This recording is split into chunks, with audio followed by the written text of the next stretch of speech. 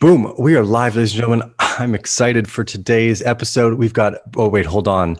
Before we start, Bradley, how do I say your last name? Just Miles, Bradley Okay. Miles. Bradley Miles. See, because I thought it was Mills. I didn't, I guess it would need another L. Just sometimes we make stuff up, and that was like the accepted format. I was like, it's Bradley Mills.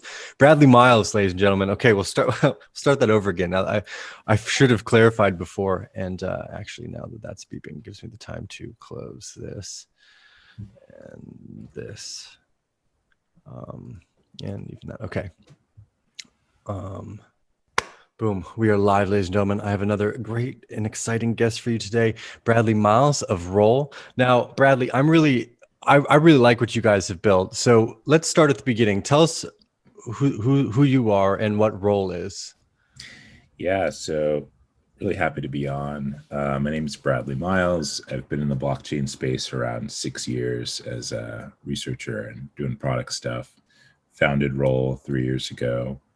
And Roll, quite simply, I suppose I could explain it by quickly going over the past 20 years of social. So if we think about the past 20 years of social, we could sum it up with this broad category that we would call user-generated content. And there are tools that make user-generated content valuable: posts, videos, streams, etc. This has given user-generated content hundreds of billions, if not trillions of dollars in value. We feel that, we are in the process of a paradigm shift from user-generated content to the next phase, which we call user-generated capital. And the purpose of user-generated capital is to give the dollar value of the web back to the audiences, back to users. And that flow is implemented from the creator through the tools of user-generated capital that we've created, which we call social money. Social money is the ability for anyone, a creator, a community, a blogger, to mint their own branded digital currency that's specific to their audience. And I'm sure we'll get into examples throughout the podcast. But yeah, folks can send this across the web, spend it, create markets, and dozens of other things that are possible now, and hundreds of other things that will be possible in the coming years. I think this is one of the reasons why I think this is such a great idea, not just because it flies in the face of Bitcoin maximalism, but it embraces the idea of decentralization, and it supports the interest of wealth being generated by individuals, which all entrepreneurs, the people who generate the wealth, like what money is generally used for and comes from, are from people, not any specific organization. It's from their ability to do work and come up with great ideas, and quite often build a community of people, whether those are people that have the titles of employees or C-suite executives, or just people that are all collaborating together for a purpose, like an organization to some degree. It could be volunteers, content creators, as you're saying. And what I really like about this, and this is kind of one of the evolutions of the DeFi sector, is that the automated market maker has allowed everything to be traded for everything else quite easily, where you needed to have a fairly open, accessible market for other things. I feel that the DeFi sector really made a lot of this possible because of that ease of transaction. So tell us a little bit about how the idea of Roll came about, and what kind of successes you guys have seen early on. Yeah, so we studied the history of money for a while, and we realized money just is something that has three principles. One, it's a medium of exchange. Two, it's a store of value, and three, it's a common measure of value. Other people need to want it and see its value for it to be valuable in a society or community. And we realized, through blockchain, before blockchain, it was never possible for, let's say, an individual to have their own currency. We've seen nations create their own currencies. We've seen sort of hyper local currencies in the US and some regions. But we've never seen an individual be able to create their own currency. And we realized that if that individual was a part of a larger community, it could become a money. And this sort of became the premise for Roll. Can we create money? Can we give a token to a person, and can they declare it a money And will other people accept it as some money? And so this was the first experiment that we asked. Do people and societies want their own individual currencies? And the answer was a resounding yes. And now we're in a state where there's over 300 people on roll that have their own currency, what we call social money, a catch-all consumer term that's a bit more friendly than branded ERC20 token. So in that sense, some of the communities that have markets, obviously similar to a startup or anything else, have their own market cap. And so we've seen communities on roll through their social money have a market cap in the tens of millions and sometimes hundreds of millions. And so in total, the aggregate market cap of all social money on roll is over $250 million right now. So I can name some examples there. And also social money is traded on roll and across, as you said, automated market makers and some traditional exchanges to the tune of $3 to $4 million a month. And so this is just the beginning. We're in the toy phase, people like to say. So you could imagine some of those numbers 10 or even 50xing, in the next few years. Yes, the idea behind money too is that anything could be money. It just needs two parties to accept it, and that's what the automated market maker made possible. Before this stuff, the emergence of Ether Delta, it was too clunky. It didn't allow the properties that you would need to kind of easily make some of this work. There was always kind of the argument, I think it was Mike Baloney's videos in the series of like, what is money? He did a fantastic series. If you guys have never seen it, I suggest it. But it talked about how like dirty socks could be money. It's just you need two parties to accept that, right? And the automated market maker allowed the dirty sock to become traded with anything else because there is a market for dirty socks, apparently, right? And I guess this is the interesting idea is that, okay, at the larger scale, right? Let's say you have a market cap and a potential of a token that would get accepted on Binance because of the trading volume, et cetera. But here, the market maker allowed it so that anybody or any size community could effectively operate by putting up both sides of the trade. So one of the interesting parts to me is this automated market idea, because the regulation is one of the things that holds back the underbanked and the underserved. And for me, the technical quality of what Roll's built for me was I always saw it as an interest of like, okay, well, what if we gave a community that's recovering from an economic disaster like a hurricane their own currency, and what type of economic value would we see between their transactions for buying and selling of daily goods, et cetera, and what type of velocity would they get out of this new potential, because it would ultimately reward them the most for using it. What I like about that is first off, you could say we don't need a disaster. We get to see what it looks like at a small scale community level. So Roll is where we got Bear token from. It's a fairly easy process. You can sign up with Roll to help you go through create an ERC20 token. But that learning experience for me, Bradley, was so interesting.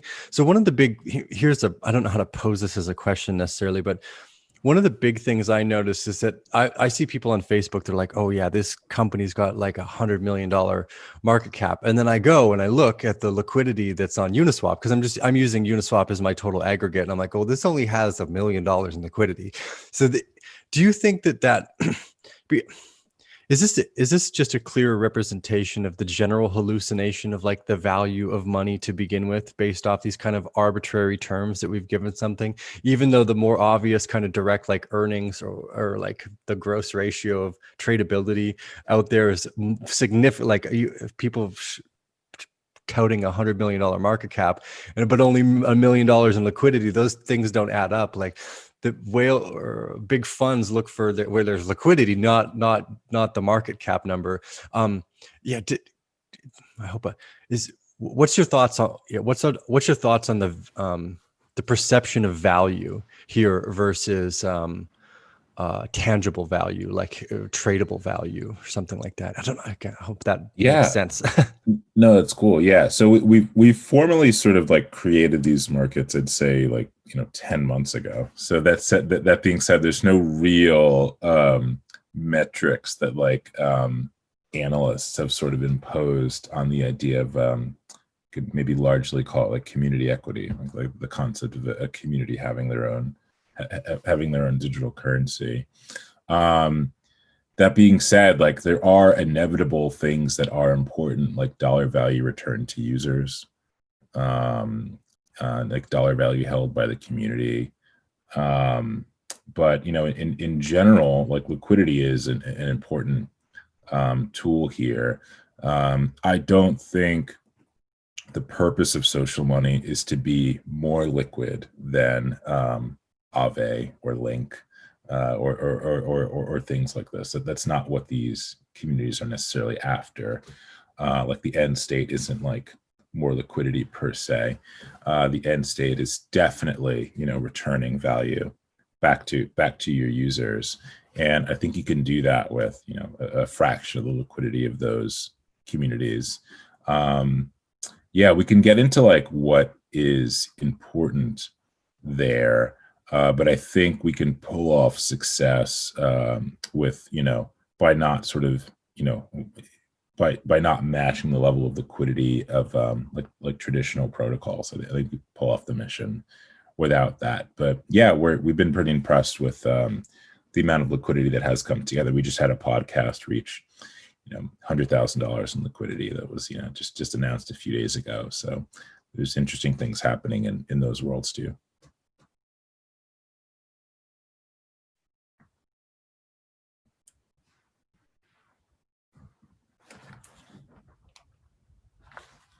Hey Tio, I can't hear you. There we go. Sorry about that. I try to always remember to mute my side, but I forget to unmute sometimes. Part of my interest there was just that. What's your thoughts on like how a society or individuals are like basically hallucinating a value? Like, for instance, our community in general knows that the US dollar is backed by nothing, yet we're already adopting it as like a stable version of what we're trading against. Our supposedly more valuable asset might be something like Bitcoin. What's your take on why or how, I don't know, how we hallucinate the value of something to be like, oh yeah, this is this one thing. It could, does that make sense?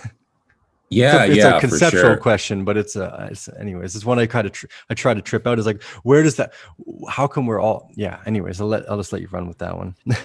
Yeah, I mean, the main money that we use today, it's bank issued money, right? It's money issued from sort of central banks, federal governments, treasuries, etc. So if we were to subtract that, and let's say we're in, I don't know, a Costa Rican jungle, like deep in the forest here, and let's say we're with a few other people, and we all smoke cigarettes. All of a sudden, cigarettes may become the currency of that group per se, right? So they're a common store of value. They're a medium of exchange because we all accept it, and they're a common measure of value. We could actually measure the value of actions or work in the amount of cigarettes that I may give you in this thing. Or if we're all into a magazine, maybe different people have this issue of a magazine, kind of give this out as a currency. So as you say, currencies can be hallucinated or sort of imagined, as long as there's like a set of people that also believe it's a currency. And this is the magic or construct of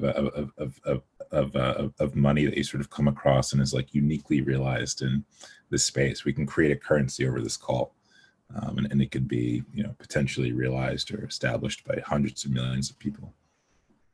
So let's take us over some of the unique or abstract things that some people have used, because ERC. So an ERC20 token is a standard Ethereum-based token that runs on contracts where it's fungible, so anyone is tradable for anyone other, which is different than an ERC 721, which in itself is like an individualized contract. Like this would be this one particular print of a painting or something like this. What What type of interesting code around these? Like, I know that I've seen things for like DeFi for NFTs. Are you seeing people or a space being built where they're trying to collateralize their social tokens for loans and this type of stuff? Because yeah. So talk a little bit about DeFi and social money, maybe where these Yeah, two so the merge. first you'd like pillar, obviously, when you think about DeFi, is the ability to exchange. So what we've done so far, this is obviously the first thing that you need to do. So what we've done so far is really just plug into some of the leading automated market makers out there, which, as you said, are pretty much like a Craigslist of money, right? So you can put up your dirty socks, you could put them up against Bear, and you could only do that with something like a Craigslist. Like Uniswap is a Craigslist of money. Is kind of like how I like to think about it. But once you have that, and once you reach a community size, so in this world, right, in the world of user-generated capital, it's very different to go viral than it would be in user-generated content, right? User-generated content, you go viral when you have a lot of views, right? In user-generated capital, the idea of going viral may be, right, like a skyrocket in the price or liquidity or market cap, right, of your social money. And so, we have a few communities that have done this, and because of how the applications are arranged, so because most people are using social money as an application to gate access to communities that live on Discord or Telegram or et cetera. And this is to say that it performs a sort of social capital function where the capital or social money that you hold acts as a form of access to get into the community. So it's not necessarily a transaction; it's sort of proof of assets, proof of holding, and we just verify that. It could be possible to create a money market for social money, so a compound for YouTubers, let's say. And so in this world, what that would mean is, I can get 12% interest on my Bear because it's so expensive to get into the Discord Bear community because it's 100 Bear, but Bear's like $10. That's $1,000 that I need to pay to get in. I want to get in, but I may not have $1,000 to sort of deploy to spend long term on getting in the community. So people in the Bear community, in this hypothetical example, may have pooled their Bear together in a protocol-based money market for social money, and they're gaining interest on it. And people are borrowing Bear literally to get into the Arcane Bear community. And the people that are pooling Bear, similar to Compound, are getting 7, 10, 12% interest on their Bear. And so the idea of a money market is sort of, we're hypothesizing it right now, but we think it's inevitable. So we think this is something that, can again 10x the, value of a given community per se. Let's say Tiho does something really dumb, and that's likely.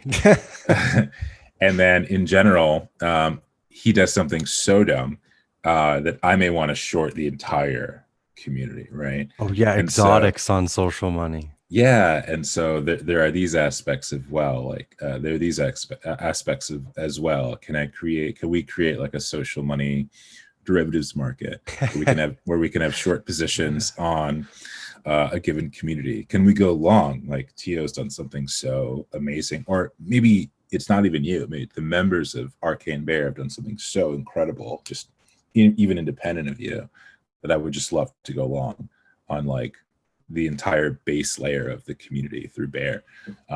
These are tools that, we've seen protocols just for derivatives, just for example, reach $1 billion market value.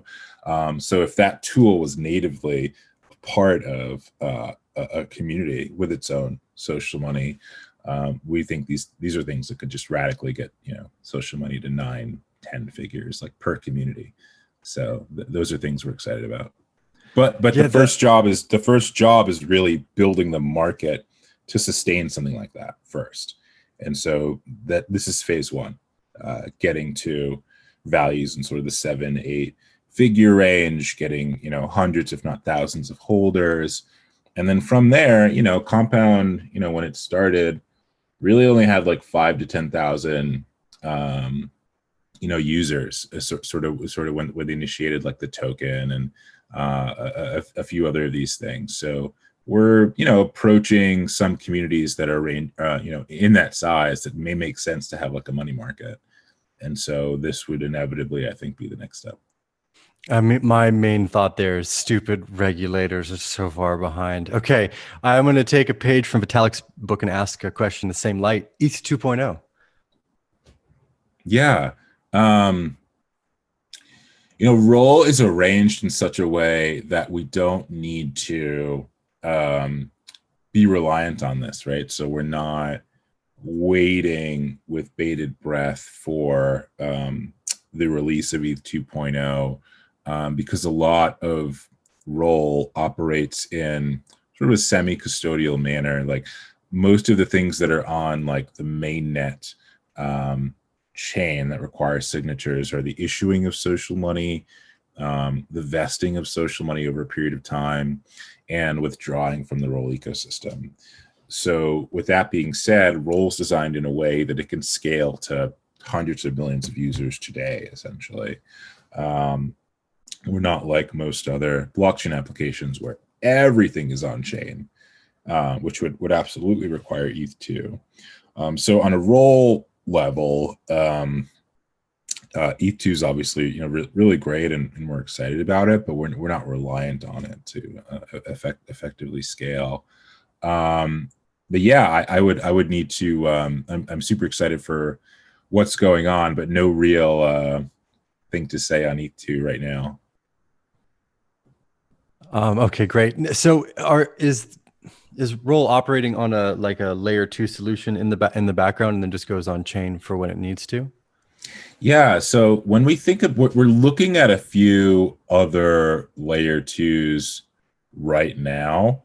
There are definitely some that are interesting because the hypothesis that we had before of like DeFi being built on top of social money or social money being integrated with DeFi relies on like cheap transactions constantly, right? And so you would inevitably need like a side chain or layer 2 to do that right now. You could almost think about that as like a playground and then like coming back to mainnet and doing the real thing. So we're interested in those, but for Roll right now, it's sort of a semi-custodial solution, very similar to like a Coinbase or Binance. And so, in that system, it creates the familiarity for a user of traditional social to just, hop on and have a very similar sign-on and sign-up experience, similar to something like a PayPal or Twitter. And so we designed Roll to be sort of that simple. But when we think like a layer 2 is ready for like tens of millions of users or million users, hundreds of thousands of users, we're definitely ready to sort of jump on board if others do as well.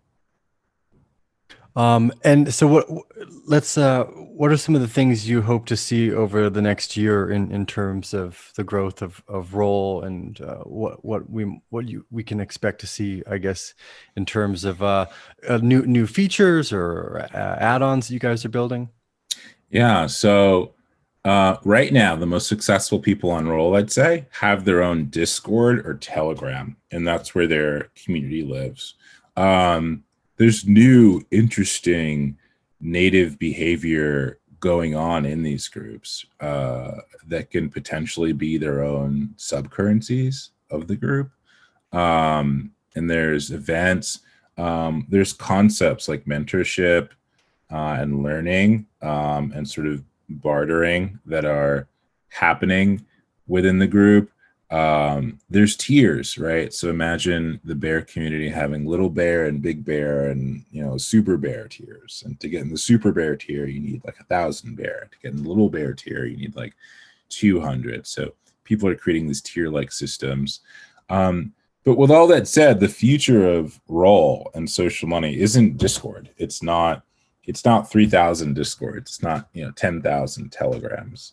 And so there does we've gotten the money part right of social money. We've given it value. And I'd say we still need to work on the social part of social money a little bit. Although we've seen the network effect of social money within a community. So you've seen people kind of like continually create social money and it give value through the community. We haven't tackled the like indirect or cross-side network effects. Like, you know, Bear is a social money for, you know, Tiho and the Arcane Bear community. Family is a social money for, you know, Didi, who's created the Bitcoin family. And there's a bunch of other YouTubers. How can we sort of, you know, cross-pollinate these in interesting ways? And so that has a lot to do with having a native platform that could implement and sustain group-like dynamics easily. And so we think that's probably role. And this will be the introduction of like a formal application layer based on groups. So that's something we're actively thinking about. And the second thing that we're very interested in is, of course, monetization. So if you're a creator and you have a 10 million or, you know, like you, $1 million market cap, that's cool. It's something to kind of show off. But how can we monetize that in an interesting way? Obviously, you don't want to dump Bear on your community and be like, you know, hey guys, thanks for playing. This is really great. And so, you know, we're going to create ways to allow creators to monetize through trading volume. And so if you're seeing, you know, $10,000 daily trading volume, you could imagine a large percentage of those buys going directly to you, the creator, which we think is fascinating, because if you reach something like, you know, $500,000 in buys in a day, right? You could imagine, and sort of, let's say the majority of that's coming through roll. You could imagine a world in which, you know, the value that creators are generating on a yearly basis is, you know, in the you know, the mid 8-figure range. So we're pretty excited about those possibilities. Instead, so seeing Coinbase numbers for a currency, you know, go to a creator is the end state. It's absolutely where we want to be. We want to be the place where creators can make the most money in the world on the internet. So monetization and creating an application layer, yeah, and then from there, it's, you know, we could hypothesize 40 things we're thinking about, but I'd say those two are the most important right now. Yeah, it's you know, there's other platforms that tried to come out. You had Steemit and Theta Network, and I've always been a proponent of the realize like the fact that, okay, well, yeah, that's great. You can be rewarded for writing content, but it's still their native token. They have the majority of the token. So the most valuable part of their platform, effectively, nothing to do with the tech. Like Facebook's not worth anything if we're not there. Twitter's not worth anything if we're not there. YouTube is not worth anything if we stop posting videos there. So there's this weird conversation about, I think, you know, people like Gary Vee obviously very clearly get this, that there's a relationship between the content creator, or I mean, I think creator is a great term, like kind of new age term for it, because you're someone that's making something that's valuable for someone else, you know, a video that got them through their day because you were talking about how you had a bad day and it was helpful to them, right? And I think that value, or that communication of value, has gone generally overlooked. Like there's a lot more people are getting it now today, that you should probably have a Twitter account. You should probably have a YouTube page. Like, at least if you want to keep up with the world too. I like, you know, anyways, the point of this is being able to recognize that value more clearly, and the understanding of a community's growth and its relationship with the velocity of that money, I think, is such a beautiful experiment.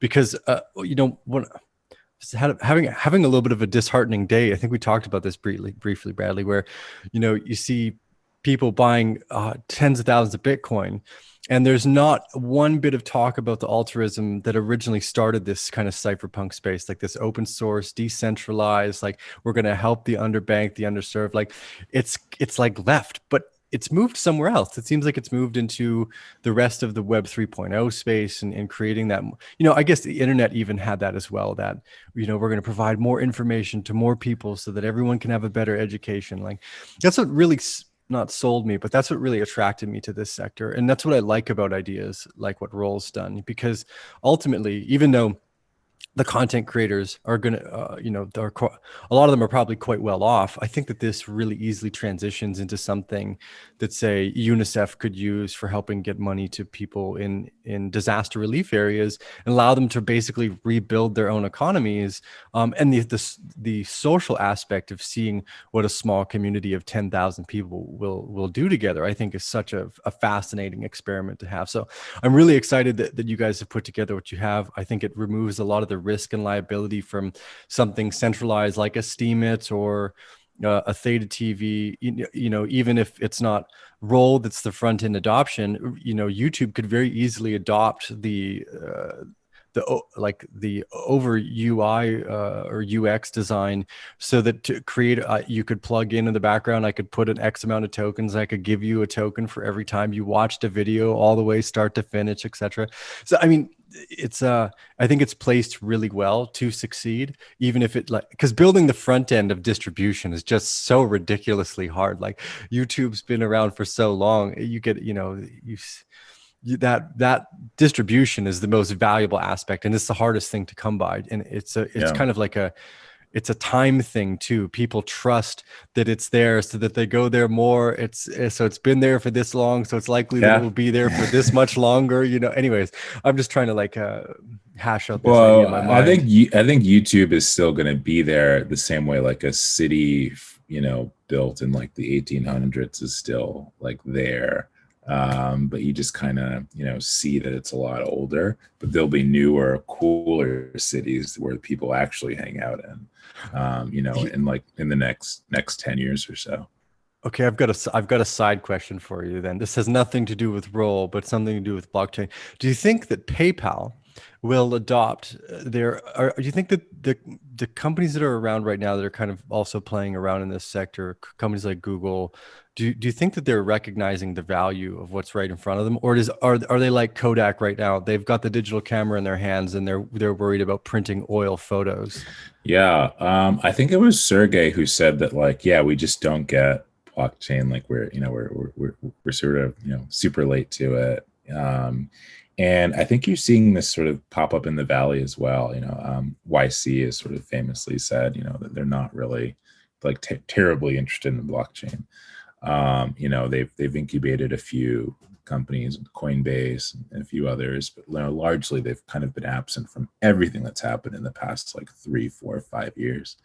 And so I think, like anything else, like any other movement, it's gonna have to come from the people that are already doing it.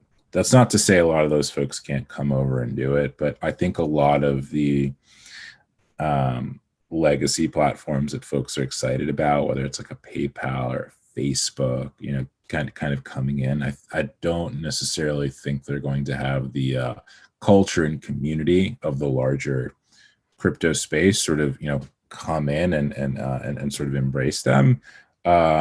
And yeah, I wouldn't really count on them to like lead us. I think like we need to lead us in a way. I think a lot of the thing, like the next PayPal won't come from PayPal, or the next sort of YouTube won't crypto-based YouTube, let's say, may not come from the YouTube guys per se. So I think these entrepreneurial efforts are all going to come from people like yourself and others that have like been in the space for a long time and have sort of watched things grow and have taken that step to contribute some entrepreneurial endeavor to the space.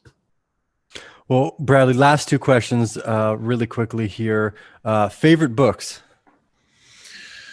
Ooh, that's tough. There's a few. I have this friend, and every book he's recommended to me has become like my favorite book. So I'll rattle off some of those. So Blue Ocean Strategy. So Blue Ocean Strategy is very much about not starting a company, but starting a market. And I became fascinated with that concept. Later on, you have people like Peter Thiel talking about it. The folks that wrote Blue Ocean Strategy were talking about it first. And that book is all case studies. So one case study they have is like Yellowtail, the sort of mid-market wine that was created. So those entrepreneurs, they saw there was a market for like super cheap $2 wine. They saw there was a market for high-end wine. No one was touching like the $12 bottle of wine.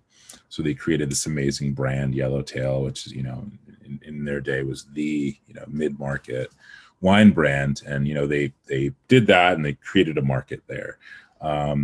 That's really informed like my journey as an entrepreneur. Like, I'm not going to create a DeFi application that does insurance and this or that, because there's like 40 of those. I want to create an entirely new market that I can contribute to the web, and that concept itself will be around for decades, if not centuries. So that's the game that I like to play. The other is the experience economy. So that divides up any economic activity into 4 sectors. So you could sell a good, you could sell a service, you could sell an experience, or you could sell a transformation. Transformation meaning like, being a life coach, college, religion. And so that book shows you that the core, so right now that book sort of delineates that like we're collectively in the experience economy. So like the most successful businesses are selling experiences, and they're slowly transforming into, we're slowly entering the transformation economy, where the most powerful thing you can sell is the transformation of an individual, college, etc. And so it really just sort of make sure you're aware that, these are some of the most profitable and best things you can think about when starting a market, let's say, or sort of a business. So those 2 have pretty much been front and center. I can name a few more, but I mean, those are 2 I kind of really recommend. Okay, and very last question is just to throw you off. Psychedelics. Yeah, I think that that category offers a lot of clarity. And so I'm definitely a fan, in moderation. And I'm more fascinated with the writers that come from that category, whether it's prose or sort of nonfiction. If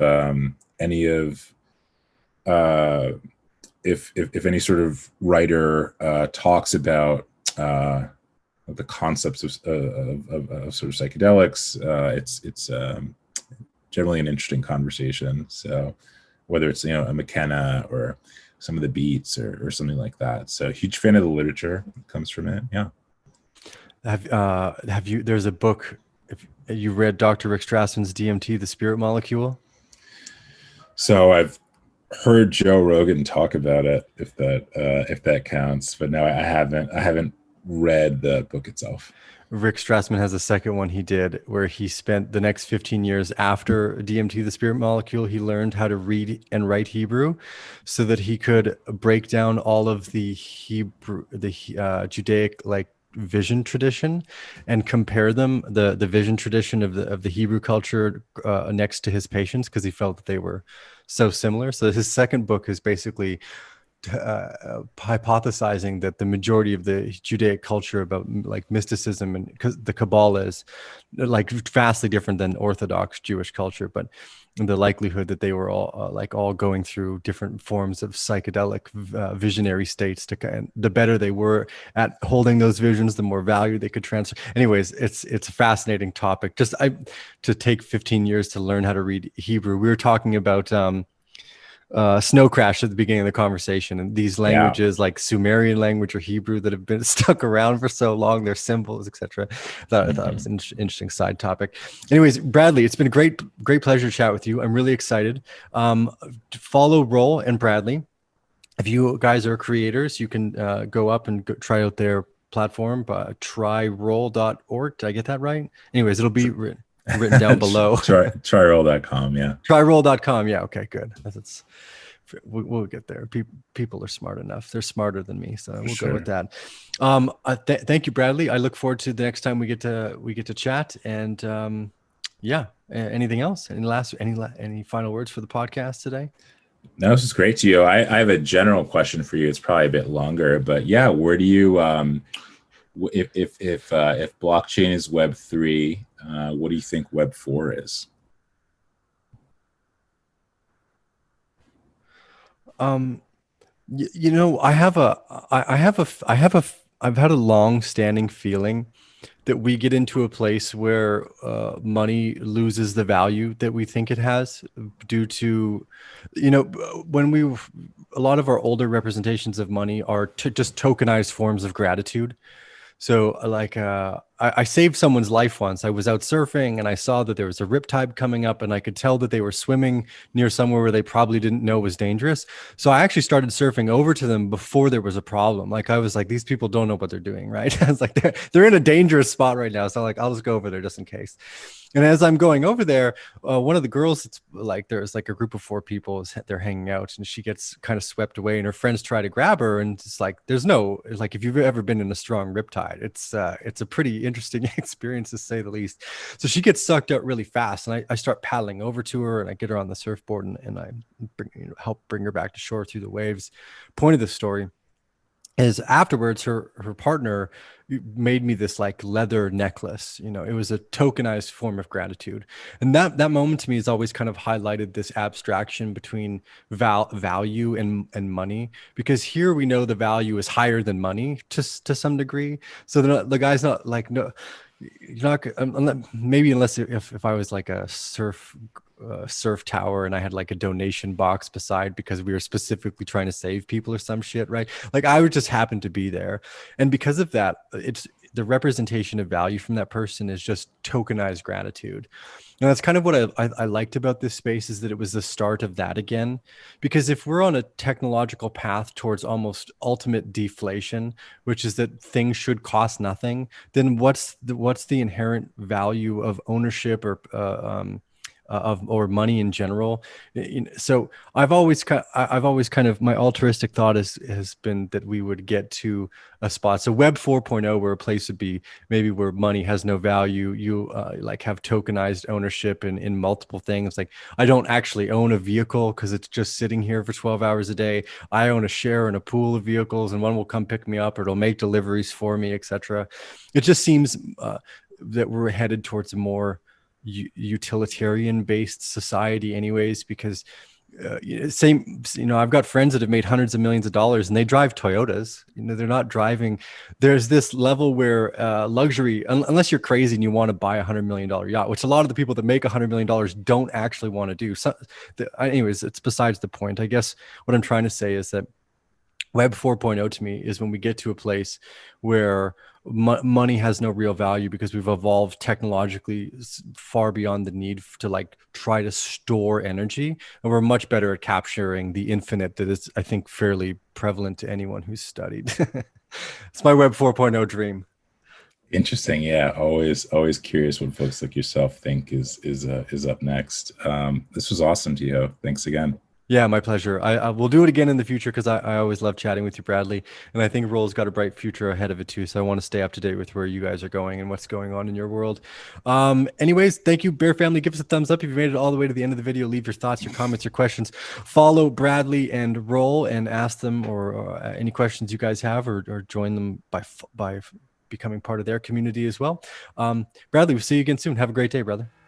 Thanks, guys. Bye.